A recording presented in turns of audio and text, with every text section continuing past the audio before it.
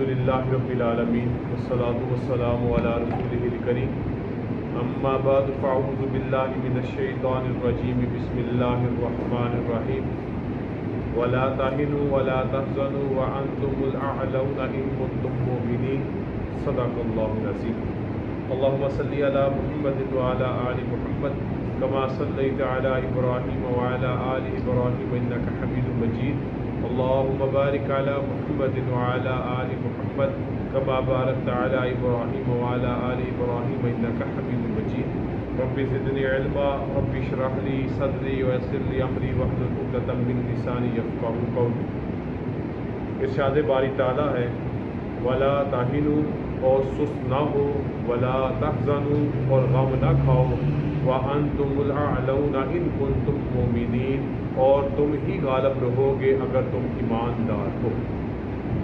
اس آیت مبارکہ اور اس کے بعد آنے والی آیات مبارکہ کو سمجھنے کے لیے تھوڑا سا غزوہ احد کے بارے میں جاننا ضروری ہے۔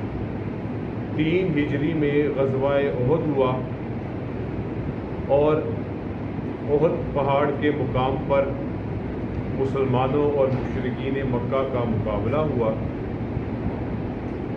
مسلمانوں کا لشکر سمیت منافقین کے 1000 کی تعداد مدینہ طیبہ سے نکلا، مگر مقام احد تک پہنچنے سے پہلے رئیس المنافقین عبداللہ ابن ابی نے اپنے 300 لوگوں کو واپس کر لیا کہ ہم مدینہ سے باہر ہو کر نہیں لڑیں گے۔ 700 مسلمان اور مقابلے میں تقریباً 3000 قریش مکہ اور پوری تیاری کے ساتھ اور ایک انتقام اور بدلے کے جذبے کے ساتھ مقابلہ ہوا۔ نبی علیہ الصلوۃ والسلام نے شروع میں عبداللہ ابن جبیر اور ان کے 70 ساتھیوں کو ایک ٹیلے پہ کھڑا کر دیا۔ جو لوگ عمرے کے لیے گئے ہیں یقیناً اس ٹیلے پہ ضرور چڑھے ہوں گے، جس ٹیلے پہ عبداللہ ابن جبیر اور ان کے ساتھیوں کو نبی علیہ السلام نے متعین کیا تھا، اس ہدایت کے ساتھ جو مرضی ہو جائے تم نے یہاں سے ذرا برابر بھی ہلنا نہیں، اس مورچے کو تم نے کسی صورت میں نہیں چھوڑنا۔ جنگ شروع ہوئی۔ ابتدا میں کفار مکہ کا نقصان ہوا اور وہ میدان چھوڑنے پر مجبور ہوئے۔ جب میدان خالی ہوا مسلمانوں نے مال غنیمت اکٹھا شروع کرنا کر دیا، اور عبداللہ ابن جبیر اور ان کے ساتھی جو اس ٹیلے پہ متعین تھے وہ یہ سمجھ بیٹھے کہ اب لڑائی ختم ہو گئی ہے، دشمن فرار ہو چکا ہے، مسلمان جیت چکے ہیں، اور اب مال غنیمت جیسے باقی اکٹھے کر رہے ہیں ہم بھی اکٹھا کریں۔ عبداللہ ابن جبیر نے ان کو منع کیا کہ اللہ کے نبی کی یہ ہدایت نہیں تھی، لیکن پھر بھی چند صحابہ وہاں پہ موجود رہے اور ایک اچھی ان 70 میں سے ایک بڑی تعداد مال غنیمت اکٹھا کرنے میں مصروف ہو گئی، اور انہوں نے نبی علیہ السلام کی ہدایت کے برخلاف کام کیا۔ حضرت خالد بن ولید جو اس وقت کفار مکہ سے کی طرف سے لڑ رہے تھے، انہوں نے جب اس ٹیلے کو اور اس مورچے کو خالی چھوڑا تو اپنے چند ساتھیوں کو اکٹھا کر کے مسلمانوں پہ پلٹ کے حملہ کیا۔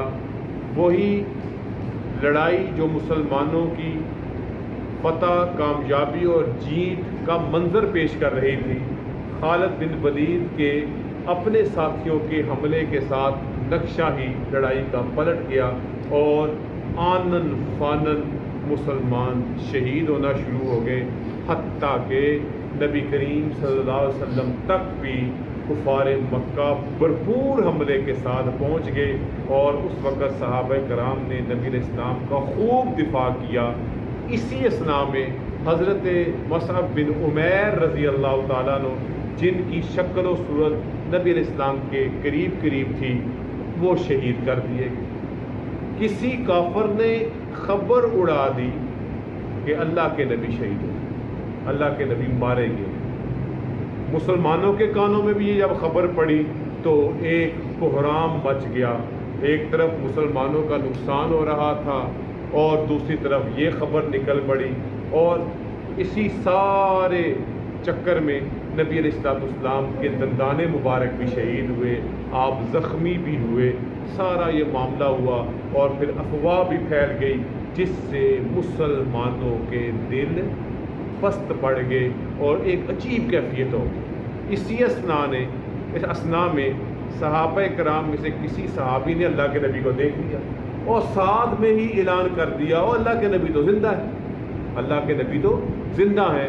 دوبارہ مسلمانوں کی جمعیت اکٹھی ہوئی، دوبارہ سے لوگ اکٹھے ہوئے، اور پھر لڑائی دوبارہ سے منظم ہو کے لڑی گئی۔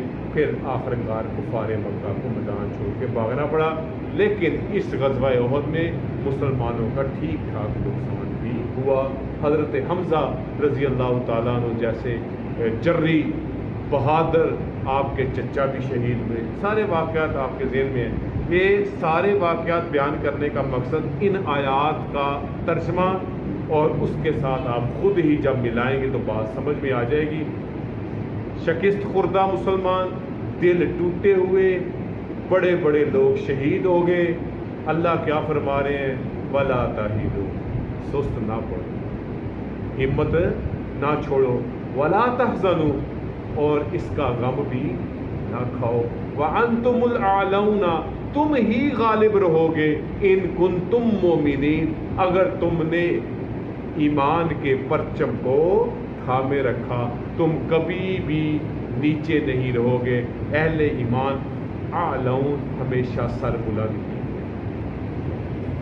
آگے اللہ فرماتے ہیں إِن يَمْسَسْكُمْ قَرْحٌ، اگر تمہیں زخم پہنچا ہے غزوہ احد، فَقَدْ مَسَّ الْقَوْمَ قَرْحٌ مِثْلُهُ، تو انہیں بھی ایسا ہی زخم پہنچ چکا ہے غزوہ بدر، کفار مکہ غزوہ بدر اور غزوہ احد۔ وَتِلْكَ الْأَيَّامُ نُدَاوِلُهَا بَيْنَ النَّاسِ، ہم یہ دن لوگوں میں باری باری بدلتے رہتے ہیں، یعنی نشیب و فراز آتا رہتا ہے، یہ ایام کا بدلنا ہوتا رہتا ہے۔ غزوہ بدر میں تم تھے، غزوہ احد میں یہ آگے، یہ ایام کا اوپر نیچے نشیب و فراز آنا یہ اللہ نے مقرر کر رکھا ہے۔ کیوں؟ وَلِيَعْلَمَ اللَّهُ الَّذِينَ آمَنُوا، تاکہ اللہ ایمان والوں کو جان لے۔ کون ڈٹے رہتے ہیں، کھڑے رہتے ہیں اور اپنے ایمان پر قائم رہتے ہیں، جیسے کہ منافقین علیحدہ بھی ہو گئے اور بعد میں غزوہ احد کی شکست کے بعد باتیں بھی بناتے رہے۔ وَيَتَّخِذَ مِنْكُمْ شُهَدَاءَ، اور تاکہ تم میں سے بعضوں کو شہید کرے۔ جیسے یہ دیکھیں، مسلمان کے لیے شہادت بھی کامیابی ہے اور فتح بھی کامیابی، ایک دنیاوی کامیابی ہے اور ایک اخروی کامیابی ہے، اس لیے تم پریشان نہ ہو۔ حقیقت واللہ لا یحب الظالمین، اللہ ظالموں کو پسند ہے، جنہوں نے اپنی جانوں کے ساتھ ظلم کیا اللہ ان کو پسند ہے۔ پھر اللہ فرماتے ہیں وَلِيُمَحِّصَ اللَّهُ الَّذِينَ آمَنُوا، تاکہ اللہ ایمان والوں کو پاک کر دے، وَيَمْحَقَ الْكَافِرِينَ، اور کافروں کو مٹا دے۔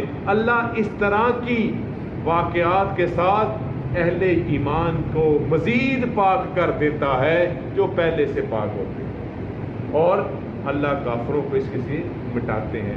ام حسبتم ان تدخلوا الجنۃ، کیا تم یہ خیال کرتے ہو کہ جنت میں داخل ہو جاؤ گے؟ ولما یعلم اللہ الذین جاہدوا منکم، اور ابھی تک اللہ نے نہیں ظاہر کیا ان لوگوں کو تو تم میں سے جہاد کرنے والے ہیں۔ وَيَعْلَمُ الصَّابِرِينَ، ابھی صبر کرنے والوں کو بھی ظاہر نہیں کیا۔ یعنی جنت ایسے ہی نہیں مل جائے گی، یہ کوئی پلیٹ میں سجی ہوئی چیز نہیں کہ آپ کے حوالے کر دی جائے۔ اللہ تم میں سے شہداء کو مقام شہادت دے کے جنت میں پہنچائیں گے، اور مستقیم اور استقامت اور صبر کرنے والوں کے صبر کی بدولت اللہ ان کو جنت، اللہ تعالیٰ ان واقعات کے ذریعے سے شہداء کو جنت میں داخل کریں گے، اور جو پیچھے زندہ رہ جائیں گے ان کو ان کی استقامت کے نتیجے میں جنت میں داخل کیا جائے گا۔ وَلَقَدْ كُنْتُمْ تَمَنَّوْنَ الْمَوْتَ مِنْ قَبْلِ أَنْ تَلْقَوْهُ، تم موت سے پہلے اس کی ملاقات کی آرزو کرتے تھے۔ یہ اب اس طرف اشارہ ہے کہ جب نبی کریم صلی اللہ علیہ وسلم نے اور قرآن مجید نے غزوہ بدر کے شہداء کی فضیلت بیان کی تو باقی مسلمان خصوصاً نوجوانوں میں بھی جذبہ شہادت تھا کہ ہم بھی اللہ، اسی جذبہ شہادت کی وجہ سے انہوں نے مدینہ سے باہر نکل کے لڑنے کا نبی علیہ السلام کو مشورہ دیا تھا، جبکہ نبی علیہ السلام کی اپنی رائے اس سے مختلف تھی، مدینہ میں رہ کے دفاع کرنے کی تھی، لیکن آپ نے نوجوان صحابہ کے جذبہ شہادت کو اور جذبہ شجاعت کو دیکھ کر باہر نکل کے تو کیا فرمایا، تم تو موت کی تمنا کر رہے تھے کہ ہم شہید ہو جائیں، تو آپ اللہ سے ملاقات ہو جائے اس کی آرزو کر رہے تھے، فقد رأیتموہ وانتم تنظرون، سو اب تم نے اسی آنکھوں کے سامنے دیکھ لیا، وہی بات ولا تہنوا ولا تحزنوا، تو پھر تم کس بات کے سست ہو رہے ہو اور تم کس بات پہ کیا ہو رہے ہو، غمگین ہو رہے ہو۔ آگے اب اللہ تعالیٰ پھر ایک اور دوسرے منظر کی طرف اشارہ کر رہے ہیں، وہ کیا تھا، جب نبی علیہ السلام کے دنیا میں نہ رہنے کی خبر مشہور ہو گئی اور مسلمانوں کے دل ٹوٹ گئے، انہوں نے کہا اب زندہ رہنے کا کیا فائدہ، اب اس حیات کا کیا فائدہ۔ اللہ سمجھا رہے ہیں وما محمد الا رسول، نبی کریم صلی اللہ علیہ وسلم تو ایک رسول ہیں، قد خلت من قبلہ الرسل، اس سے پہلے بھی بہت رسول گزر گئے، افإن مات او قتل انقلبتم علی اعقابکم، پھر کیا اگر وہ مر جائیں یا مار دیے جائیں کیا تم الٹے پاؤں پھر جاؤ گے، کیا تم دین اسلام کو چھوڑ دو گے، کیا تم اللہ کے دین کو چھوڑ دو گے، کیا تم اللہ کی وحدانیت کو چھوڑ دو گے، ہرگز نہیں، ایسا نہیں کرنا۔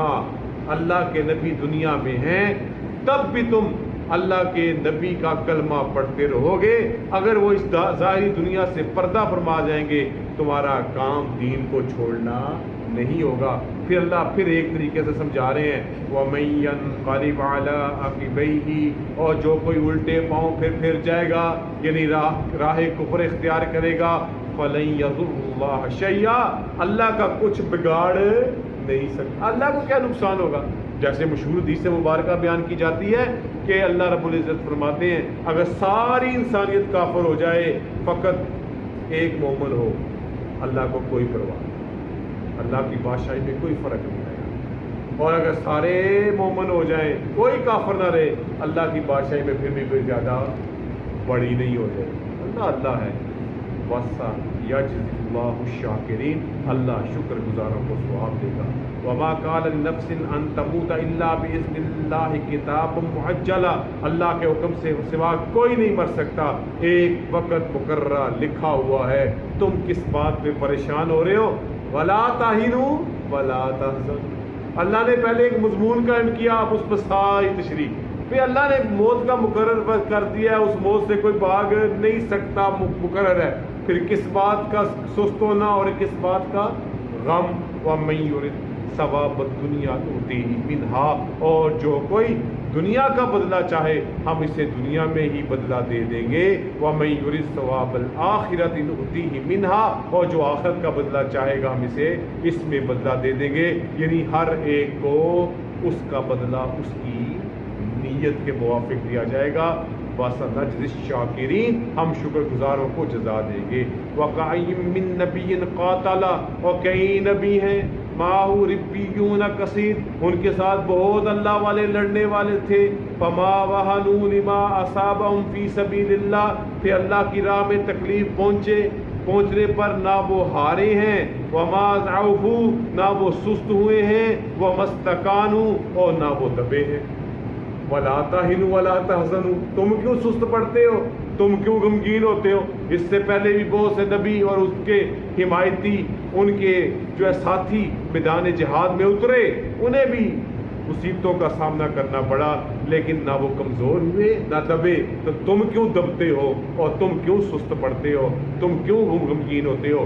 اصل واللہ یحب الصابرین، اللہ ثابت قدم رہنے والوں کو پسند کرتا ہے۔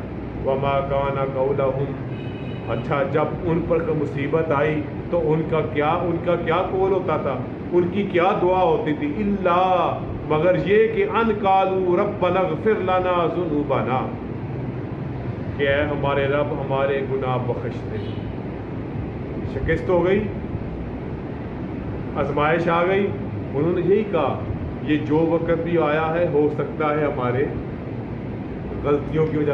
اب اللہ کس طرف اشارہ کر رہے ہیں، ان 70 لوگوں کا اپنے مقام سے چھوڑا۔ اب تمہارا کام کیا ہے؟ وَلَا تَهِنُوا وَلَا تَحْزَنُوا، تم پہلے لوگوں کی طرح اللہ سے بخشش مانگو جو تم نے اللہ کے نبی کی ہدایت کے برخلاف کام کیا۔ وَإِسْرَافَنَا فِي أَمْرِنَا، پھر وہی بات، اور ہمارے کام میں ہم سے زیادتی ہوئی جو ہم وہاں سے ہٹ گئے۔ وَثَبِّتْ أَقْدَامَنَا، اے رب ہمارے ہمیں اب ثابت قدم رکھ، ہم دین حنیف پر، دین متین پر ہی ثابت قدم رہنا چاہتے ہیں۔ وَانصُرْنَا عَلَى الْقَوْمِ الْكَافِرِينَ، اور کافروں کی قوم پر ہمیں مدد دے۔ فَآتَاهُمُ اللَّهُ ثَوَابَ الدُّنْيَا وَحُسْنَ ثَوَابِ الْآخِرَةِ، پھر اللہ نے ان کو دنیا کا ثواب بھی دیا اور آخرت کا عمدہ بدلہ بھی دیا۔ اے میرے نبی کے صحابہ، تم بھی ایسا عمل کرو، اللہ دنیا میں بھی دیں گے اور آخرت میں بہتر بدلہ دیں گے۔ واللہ یحب المحسنین، اور اللہ نیک کاموں کو پسند کرتا ہے، احسان کرنے والوں کو، نیکی کرنے والوں کو، اچھے کام کرنا پسند کرتا۔ تو ان آیات میں غزوہ احد کے حوالے سے اہل ایمان کی جو ہے اللہ تعالیٰ ان کو سمجھا رہے ہیں، رہنمائی کر رہے ہیں، اور پھر یہی رہنمائی ہمارے لیے ہر آزمائش کے وقت کے لیے ہے۔ اللہ تعالیٰ سب کو سمجھنے اور عمل کی توفیق عطا فرمائے۔ الحمدللہ رب العالمین، والصلاۃ والسلام علی رسول الکریم۔ ربنا آتنا فی الدنیا حسنۃ وفی الآخرۃ حسنۃ وقنا عذاب النار۔ اللهم انا نسألك العفو والعافیہ فی الدین والدنیا والآخرہ، وصلی اللہ تعالی علی خیر